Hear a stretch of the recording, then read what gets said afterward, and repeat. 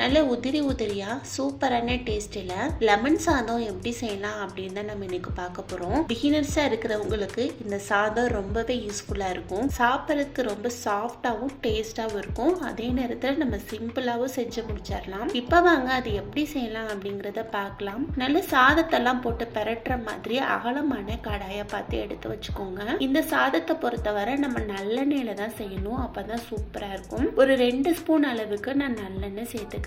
எண்ணெய் நல்லா காஞ்சதும் இதுல 1 ஸ்பூன் கடுகு, 1/2 ஸ்பூன் ஜீரகம், 1 ஸ்பூன் உளுந்து, 1 ஸ்பூன் கடலைப்பருப்பு, ஒரு 1/4 ஸ்பூன் அளவுக்கிட்ட மிளகு, 1/4 ஸ்பூன் வெந்தயம், ஒரு 5 to 6 போல மிளகாய் வத்தல், இது எல்லாத்தையும் போட்டு அடுப்பு நல்ல மீடியம் ஃப்ளேம்ல வச்சு வறுத்து விட்டுக்கரலாம். நம்ம போட்ட கடுகு ஓரளவுக்கு பொரிஞ்சு வந்த பிறகு இதுல ஒரு 3 கிட்ட மிளகாய் எடுத்து கீறி வச்சிருக்கேன். அதை இதுல சேர்த்துக்கரலாம். அடுத்ததா ஒரு கைப்பிடி அளவுக்கு வேர்க்கடலை, ஒரு 5 to 6 போல முந்திரி, ஒரு சின்ன துண்டு இஞ்சி எடுத்து பொடிசா கட் பண்ணி வச்சிருக்கேன். அதை இதுல போட்டு எல்லாத்தையும் சேர்த்து நல்லா வறுத்து விட்டுக்கரலாம். நம்ம போட்ட பருப்பெல்லாம் ஓரளவுக்கு வறுத்து செவந்து வரணும். பருப்பெல்லாம் சேர்க்கும் போதே இதுல கொஞ்சமா பெருங்காயம் சேர்த்துக்கோங்க. ஸ்கிப் ஆயிடுச்சு எனக்கு போட்டது. இப்போ பாருங்க, நம்ம போட்ட பருப்பு சூப்பரா வறுத்து செவந்து வந்துருச்சு. இந்த டைம்ல இதுல ஒரு கொத்தளவு கிட்ட கருவேப்பிலையும் போட்டு நல்லா பொரிச்சு விட்டுக்கரலாம். நம்ம போட்ட கருவேப்பிலை ஓரளவுக்கு நல்லா பொரிஞ்சு வந்த பிறகு இதுல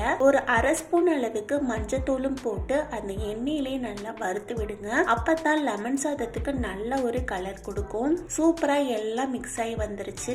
இந்த டைம்ல இதுல ஒரு கிளாஸ் அளவுக்கு அரிசி போட்டு நான் வடிச்சு நல்லா ஆற வச்சிருக்கேன். அதை எடுத்து இதுல சேர்த்துக்கரலாம். அடுத்ததா நல்லா பழுத்த பழமா பார்த்து ஒரு லெமன் எடுத்து கட் பண்ணி பிழிஞ்சு வச்சிருக்கேன். லெமன் இந்த டைம்ல சேர்க்கும் போது நல்ல ஒரு டேஸ்ட் கொடுக்கும். இப்போ அந்த லெமன் ஜூஸை இதுல ஊத்தி அந்த சாதத்து கூட நல்லா மிக்ஸ் பண்ணி விட்டுக்கரலாம். நம்ம ரெடி பண்ணி வச்சிருக்கிற தாளிப்பும் இந்த சாதமும் ஓரளவுக்கு நல்லா மிக்ஸ் ஆகி வரட்டும். சாதம் வடிச்சு ஓரளவுக்கு நல்லா ஆற வச்சிடணும். அதே மாதிரி சாதம் வடிக்கும் போது ரொம்ப கொலைய விட்டுறக்கூடாது. சாதத்தை ஓரளவுக்கு பக்குவமா பார்த்து நம்ம சாதத்தை வடிச்சு எடுத்துக்கிட்டாதான் சாதம் உதிரியா நமக்கு வரும். இப்ப பாருங்க, சூப்பரா இது எல்லாமே சேர்ந்து நல்லா மிக்ஸ் ஆகி வந்துருச்சு. பார்க்கவே ரொம்ப கலர்ஃபுல்லா இருக்கு. இந்த டைம்ல உப்பு இருக்கான்னு செக் பண்ணி பார்த்துட்டு பத்தாத பட்சத்துக்கு கொஞ்சமா சேர்த்துக்கோங்க.